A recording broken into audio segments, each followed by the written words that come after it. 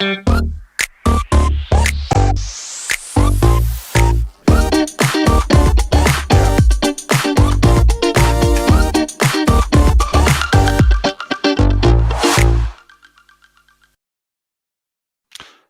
my name is Jay Simmons. I'm a software engineer in the Active Directory team here at Microsoft.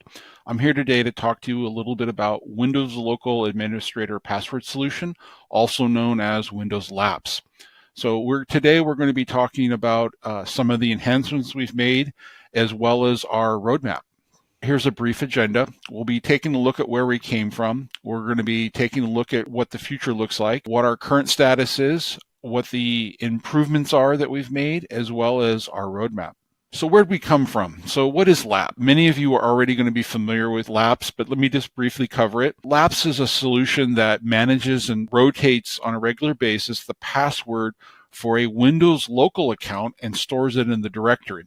So why is that a useful thing? Well, for one, you never want those local administrator accounts to have the same password across devices in your organization. So from that respect, just having different, highly secure rotated passwords is something that will definitely help prevent pass the hash style attacks. Secondly, LAPS has become very important for help desk scenarios. So for help desk admins that need to log into a end user's machine with administrator credentials, that is another area that has become very useful.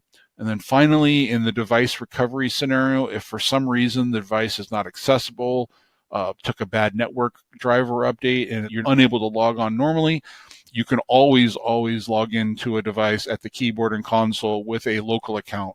So for all of these reasons, LAPS has become really part of the security baseline for many of our customers. Now, Microsoft shipped LAPS about 7-8 years ago in 2016. It was an add-on feature for Windows that you would install as part of an MSI package. It was heavily adopted by our customers.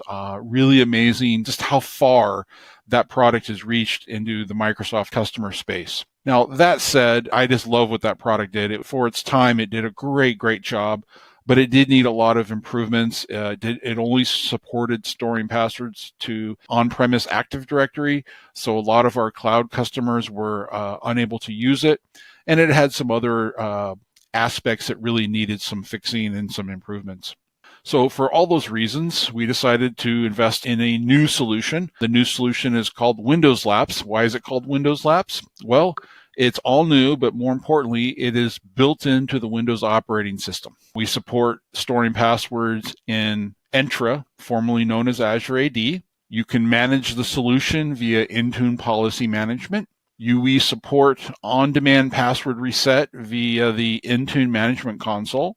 Password encryption. Now, this is a huge improvement over the legacy product. Password encryption, of course, is supported for all data stored in Microsoft Entra, but we now also support encryption for passwords stored in your on-premise Active Directory environment. We added a post-authentication actions feature. The point of this feature was to limit the amount of time that a Windows LAPS credential was usable after it had been used to log into the device, and a bunch of other improvements. I won't go into detail any further, but definitely encourage you to take a look at our documentation to get fully familiar with everything that the new Windows LAPS solution offers. So what's the current status? The last time I talked to our customers was approximately November 2022. And we hadn't shipped at that time, but I gave an excellent rundown in the Technical Takeoff 2022 presentation about what the upcoming feature set was going to be. Well, I'm very happy to say that we did ship on April 11th, 2023, earlier this year. We shipped this feature simultaneously to 5 in-market platforms, 2 flavors of Windows 11, Windows 10, Server 2022 and Server 2019, including the Server Core editions. That feature became immediately available for a wide variety of our customers on almost every platform they were using. If you haven't seen the blog announcement, I'd encourage you to take a quick short look at that. This was back from April when we initially released, but there's a lot of good information in there. The customer reaction to this feature has just been beyond anything we expected. Tens of thousands of you have deployed this solution now across many millions of devices. We're just really grateful for the reaction, and the customer involvement. It's just been incredible. Thank you for that very much. Now, when we shipped in April, at that time, the Entra scenario, storing passwords in Microsoft Entra, was not a GA. In fact, it only entered public preview about 2 weeks after the Windows bits actually shipped. I'm very happy to say that as of October 23rd, 2023, the Entra scenario is now in GA. For public clouds, the government cloud support will be following soon. So it's only been 6 months since this product was shipped. Let's talk a little bit about the enhancements. We did have bugs, so I just want to be upfront about that. We did have some bugs. We didn't have any known bugs when we shipped, but we definitely found some bugs after we shipped. Yes, we did. We have at this point addressed all customer reported bugs. A big thank you to every customer who has reported a bug and worked with us to investigate and understand the issue, and then so we can get a fix out. We've been working hard to address any scenario blockers. I'll be talking more about these in the talk. One of them is integration with the smart card only policy, and the other one is integration with the local device max password age policy. When we ship, we did not have PowerShell help. That was addressed. So many improvements in the documentation. Most of that was guided by your feedback. I'll be going over a little bit of that later. We were also adding new features for future operating systems. I'm going to describe a couple here. Post-authentication action support for termination of individual processes, and we now will automatically enable the Windows Lapse Managed account during safe mode boot, otherwise known as Windows Recovery mode. I'll be talking about those a little bit later. All right, let's talk about the integration with the smart card only policy. So on the screen here is a screen snippet of the smart card only policy. Now, this is not a new policy. This has been around for a long time. And what it does is that if you enable this policy on a device, the only accounts that will be allowed to authenticate to the device are those that authenticate with a certificate-based logon over the Kerberos authentication protocol. Great. Well, that sounds awesome. What's wrong with that? Well, there's nothing wrong with that. However, Windows local accounts only support passwords because they're legacy and they're local to the device. So as an IT admin, you had a choice. You could choose to enable the smart card only policy, or you could choose to not enable it and still use Windows Lapse, but you couldn't have both. So I'm happy to say that we've shipped an improvement so that Windows Lapse managed accounts are now exempted from the smart card only policy. So if you are a organization that requires smart card only auth, now you can still use your Windows Lapse solution with those policies. This improvement shipped just recently in the October Patch Tuesday update. So if you want to try this out, please make sure you have the October 2023 Patch Tuesday updates installed. There's a demo link for you. I will also have a roll-up link at the end of the presentation with all the demo links. Another enhancement we've made is integration with the local device maximum password age policy. Let me just talk a little bit about the background on this. Every Windows device has a local password policy, and that password policy governs various aspects of the local accounts. And so one of those is the maximum password age. And you can see here that the policy is getting enabled for a maximum of 10 days. But with Windows Lapse, we now have an account that is a local Windows account, but it's also managed by an external IT administrator with respect to how long its password is updated. So if the external IT administrator says, rotate my lapse password every 30 days, and the local max password age policy, for instance, is set to 10 days, as it is in this example, what you would find is that 10 days after a lapse managed account password had been rotated, attempts to log in with that account would have resulted in a password change prompt that would either result in a nagging prompt via the system tray for the built-in admin account, or an inability to log in if you were using a non-built-in admin account.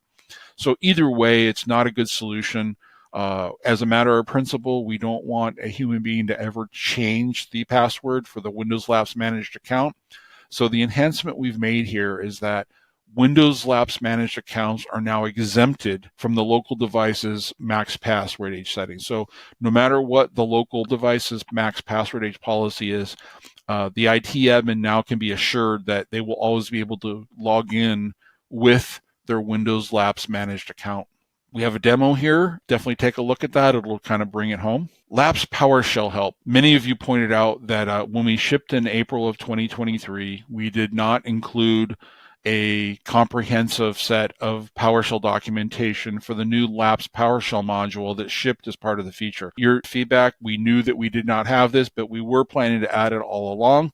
It took us 2-3 months after we shipped, but it is definitely now in the product. As you see here, you could update your inbox help with a simple command with using the update help commandlet, and then run and take a look at the additional parameters and examples that are available. Many of the examples are somewhat, as expected. They're not very complicated for the not so complicated commandlets. I would definitely encourage you, if you're using the GitLabs AD password commandlet, to take a look through the examples. There are many examples in there that will illustrate the various ways that the commandlet can be used. Let's talk a little bit about documentation. Not the sexiest part of the product, but it's still very critical. First of all, let's cover the PowerShell part. This is the same documentation that's available in the inbox PowerShell module help, but it's also available online. We had a lot of feedback from customers that we had failed to give them sufficient migration and OS deployment guidance. And there is a brand new dedicated topic in the documentation that tries to cover these scenarios. There's many little nuances to be aware of with some key differences between the Legacy Labs product and Windows Labs, primarily relating to the fact that Windows Labs obviously is part of the OS and it's always on. So if you are getting ready to migrate or you're integrating Windows Labs into a new OS deployment workflow, I'd encourage you to take a look at that topic and get a good feel for the things that you should be aware of. I've added a frequently asked questions page. Many questions that come up from customers are ones that maybe don't quite fit elsewhere in the documentation. So there's kind of a smorgasbord of off-the-wall questions there that I find myself still very helpful to go back and look through the answers. So if something comes up and you're not sure, take a look at the fact page. And many other fixes. The docs have gotten so much better based on your feedback. Thank you very much. Let's talk a little bit about the new upcoming features in future OSs. So I mentioned this before. This is the post-authentication actions dialog.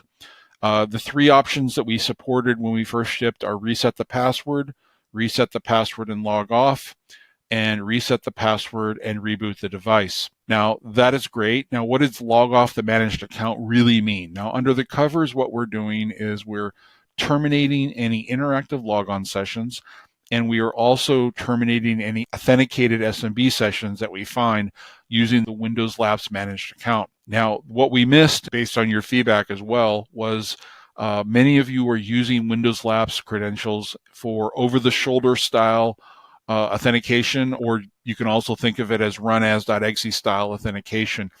And because those processes were started individually and not within a larger interactive logon session, even after we reset the password and logged off the interactive logon sessions, those processes would be lingering. And so we've added an optional policy option here. It does everything we did before. And after we finish logging off the individual interactive logon sessions, we will also terminate any remaining processes that we found. I also want to add that part of this improvement included greatly expanding the event log support so that there is much better clarity about exactly what is happening during this phase of post-authentication actions. We have a demo link available. Please do take a look. Let's talk about safe mode. So many of our customers have let us know, this was a new discovery for me actually, let us know that they regularly maintain their Windows Labs managed account in a disabled state. I mean, that's a great idea. I have no objections to that. And it gives them a much better default security posture because obviously a disabled account can't be used to attack the device. So how does that work with their workflows? When they need to use the Windows Labs account, they will conduct a policy change such that when the next time the device processes a policy update, it will cause the managed account to be enabled, at which point they proceed with whatever else needed to be done. Now that works great, but what if a device gets in a state where it isn't able to get on the network, isn't able to process policy, or is only perhaps booting into safe mode? Well, at that point, if the Windows Labs account is disabled, your only other resort is to get into safe mode. But if the Windows Labs managed account is disabled, you're out of luck. We've made an enhancement now such that in future versions of Windows, so that whenever you boot into safe mode, or AKA Windows Recovery, the Windows Labs managed account will automatically be enabled. So this just gives you a little bit of extra assurance that no matter what happens to a given device, if it can at least get to safe mode and you have the current Windows Labs credentials, you will be able to get into that device to do whatever it takes to fix it up. There's a demo link here. I encourage you to go take a look at that. There has been such a huge amount of interest in Windows Labs. We have gotten so many questions about the roadmap. Now, normally I know Microsoft doesn't talk a lot about roadmap, and I want to be careful here. This is our roadmap. It's not a guarantee of delivery. It's not a guarantee of when we're going to deliver, but it's information for planning purposes so that you at least know the direction that we're headed in. So the first thing I want to talk about is auto account management. So the background here is with Windows Labs, if you want to maintain or manage the built-in admin account, it's pretty easy. If you wanted to manage a non-built-in admin account, the responsibility is on you to make sure that that account is created and in the proper state. Now, that is no different than Legacy Labs. And we kind of said, well, it's no different than Legacy Labs, so that should be good enough. Well, it's not good enough. And many of you gave us that feedback. Turns out that it's very hard to, via policy mechanisms, whether you're using the local users and groups GPO in Active Directory, or if you're using the account CSP from Intune, it turns out that it's difficult to get an account into the proper state. And although it's possible, it's certainly not easy. So we have a goal of adding a feature to Windows Labs such that we will automatically manage the creation and basic configuration of the managed account using just the Windows Labs policy. We will have an option to maintain the managed account in either an enabled or disabled state. So if you're a customer who prefers to keep these accounts in a disabled state, you'll have a one single checkbox place to go to in order to flip those back from one state to the other. Optional account name randomization. This is a security improvement that'll be an optional thing that you can do. One thing about the Legacy Labs product and Windows Labs in its current shipping form is that for a given policy, all of the managed devices, generally speaking, have the same account name across all of the devices. Now, this isn't a huge security concern because every device has a very unique, very random, highly secure password. However, the fact that the account names are the same across all of the devices is not optimal. It would be better if they were unique.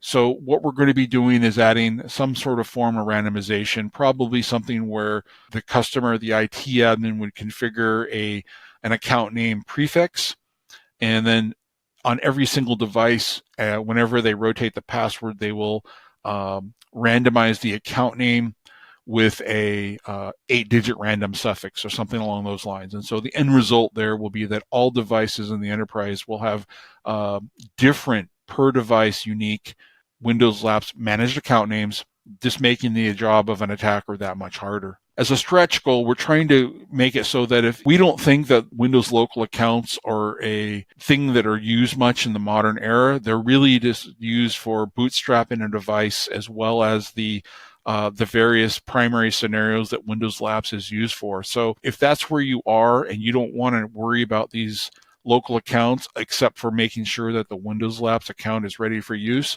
we're trying to make this new policy enhancement something that will be your one-stop shop for taking care of that. So we're still working through design details. Talk more about that later. New GUI program for on-prem password retrieval. So many of you gave us feedback that you weren't happy that the older Legacy Labs GUI program was not brought forward. There were various reasons for that. It would have had to be rewritten. As it was, it didn't meet the current internal engineering standards at Microsoft. and there was a lot of work to bring it up modern standards and get it ready to ship, and it was just something we weren't able to fit into the initial product. So we are looking at creating a new GUI. Many of you have given us feedback that although the Active Directory users and computers snap-in does work, it's not something that you really feel comfortable giving to your help desk admins. So the new GUI, of course, would do the basic stuff. It'll retrieve Windows Labs passwords as well as password history. You'll be able to set the password expiration time. And we're exploring what else it should do. There's a wide variety of things we can do there, like imagine automatic creation of remote PowerShell sessions and things like that. I put this up mostly as a joke. This is the Legacy Labs GUI. It will not look much like this, but functionally it'll achieve everything that UI did and more. Another area we've gotten a lot of feedback about is password algorithm improvements. First and foremost, the current algorithm is pretty much inherited as is from Legacy Labs, and it does generate the old school passwords of random character, random number, random punctuation ad nauseum, which makes it really a pain sometimes when you get things like a capital letter O next to a 0 or capital letter I next to the number 1. It's hard to type those in, hard to read them, easy to make mistakes. We'll be looking at improvements to fix that. And we're also looking at support for passphrases. This would really eliminate the difficulty in trying to convey or communicate what these passwords are, for instance, over the phone. The current password algorithm was written close to 10 years ago, and there's been a huge amount of research in the industry since then to show that done properly, passphrases can be secure. Let's talk a little bit about where Legacy Labs is going. So although we all love Legacy Labs and it's done a great job for Microsoft's customers over the last many years, it is time, obviously, we are going in a slightly different direction with Windows Labs. So we are announcing as of October 23rd that the Legacy Labs product is being deprecated on all future in-market platforms. So any Windows operating system that ships after October 23rd, we will not be supporting Legacy Labs. Now, we're not trying to force our customers into doing anything abrupt. We will continue to support Legacy Labs on all current in-market platforms, at least until those platforms reach end of life. As I said, it won't be supported on future versions of Windows. And obviously, we have an agenda here. We want to get you to migrate. So please definitely migrate to Windows Labs as soon as you can on the supported platforms. I've heard from a lot of customers that they're still running older platforms that are getting close to out of support, and those platforms don't support Windows Labs. There's nothing we can do for you there, but we will continue to support you as long as we can. Nothing I've said here supersedes or modifies any of the official Microsoft lifecycle and end-of-life support policies. Just want to be very clear on that. More information, please see this link. So there's a saying that a picture is worth 1,000 words. Well, 10 minutes of a demo is worth an hour of hearing Jay talk. So here are all the demos that we have available for you that are related to this presentation. These are short demos. They're all about 10 minutes long approximately. I encourage you to go take a look. It won't take long to go through them, and it'll bring home the nature of the improvements so that you can see them actually working for yourself.